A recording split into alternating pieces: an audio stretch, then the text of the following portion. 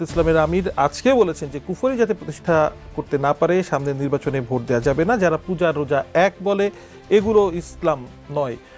আকীদাগত পার্থক্য থাকা সত্ত্বেও জামাত ইসলামী বা হেফাজত অভিন্ন লক্ষ্য অর্জনে কাজ করেছে। বৃহত্তর যে ইসলামিক ঐক্যের কথা বলা হচ্ছে সামনে নির্বাচনকে সামনে রেখে, সেটাকে আপনি কিভাবে দেখছেন খুব সংক্ষেপে? শোনেন, আপনি ঐক্য করতেই পারে, ইসলামী দল সব যদি একত্র হয় হতে পারে। আমার যেমন ইসলামী দলগুলোর একটা প্রশ্ন আছে যে সবার যখন তোমাদের সবার জন্য আপনাদের সবার যখন এটা কি বলে ম্যানিফেস্টো ধরেন অথবা গঠনতন্ত্রের কেন্দ্রবিন্দু ধরেন, যদি কোরআন এবং হাদিস হয় কিংবা রাসূলুল্লাহ হয়, আল্লাহ পাক হয়, তাহলে আপনাদের এত দল থাকার কথা না। তাহলে আপনাদের ভিতরে ইসলাম নিয়ে এত বিভেদ কেন? নাম্বার ওয়ান আমার কোশ্চেন। নাম্বার টু হচ্ছে ইসলামী দলগুলোর প্রতি আমাদের নিবেদন থাকবেই যে ইসলামী রাষ্ট্র বাংলাদেশে বহু আছে, মানে মুসলিম অধ্যুষিত যেটা আমরা বলি। সেখানে আমরা যদি ইরান, আফগানিস্তান কিংবা সৌদি আরবের মডেল দেখতে চাই, সেখানে আমার আপত্তি আছে।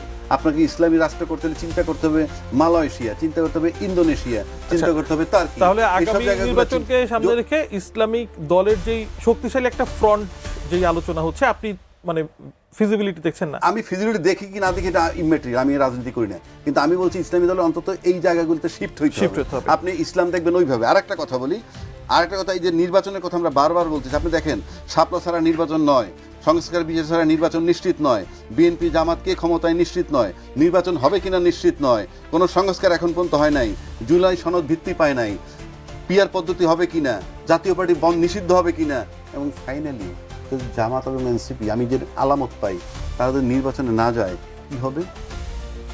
দুই, আসেন আওয়ামী লীগ খণ্ড খণ্ড মিছিল করতেছে, যদি আপনি নির্বাচন কইরে, আমি এখন কথা হইলো যে বিএনপি যদি ক্ষমতায় যায় গিয়ে জামাত এনসিপি ছাড়াও যদি যায়, তাদের কোনো দোষ নাই, কারণ তুমি গেলা কি গেলে না বড় কথা না। কিন্তু প্রশ্ন হচ্ছে আওয়ামী লীগের টাকা আছে, আওয়ামী লীগের প্রশাসন আছে, মিডিয়াতে আওয়ামী লীগ আছে, আরও অনেক জায়গায় আওয়ামী লীগ আছে। আমি আওয়ামী লীগেরও বিরোধী নই। আপনাকে চিন্তা করতে হবে আপনার সাস্টেইনেবল কোনো ইলেকশন আদৌ করতে পারবেন কি না, এক। দুই, জামাত এবং এনসিপি যদি নির্বাচনে না যায় তাহলে আপনাদের অবস্থা কি হবে?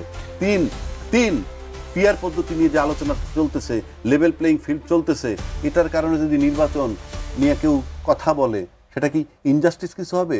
কেননা সব দলমত নির্বিশেষে সবাই আওয়ামী লীগের বিরুদ্ধে দাঁড়াইছে, কথায় কথায় বলে।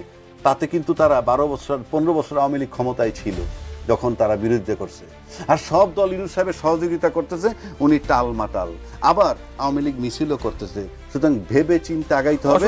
নির্বাচনই কিন্তু সমাধান নয়, একমাত্র সমাধানই নির্বাচন নয়। নির্বাচন গণতন্ত্রের জন্য একটা ক্রাইটেরিয়া, কিন্তু this is not only the way.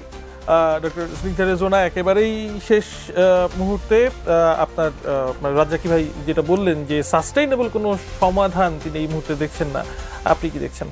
না, আমি স্ট্রংলি যেটা মনে করি যে সাস্টেনেবল সমাধানে আপনাকে আসতে হবে, এবং এই ক্ষেত্রে যে পুরো খেলাটাই হয়েছে আনফরচুনেটলি আমাদের রাজনীতিবিদদের হাতে।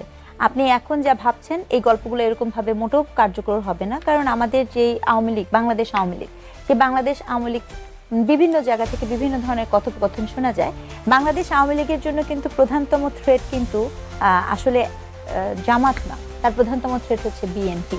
এবং বেসিক্যালি এই এখন যে পলিটিক্যাল নেগোসিয়েশনগুলো হচ্ছে, অস্থিরতার যে কারণগুলো হচ্ছে, এর মূল কারণ হচ্ছে আপনি তাকে এলিয়েনেটেড করে দিয়েছেন।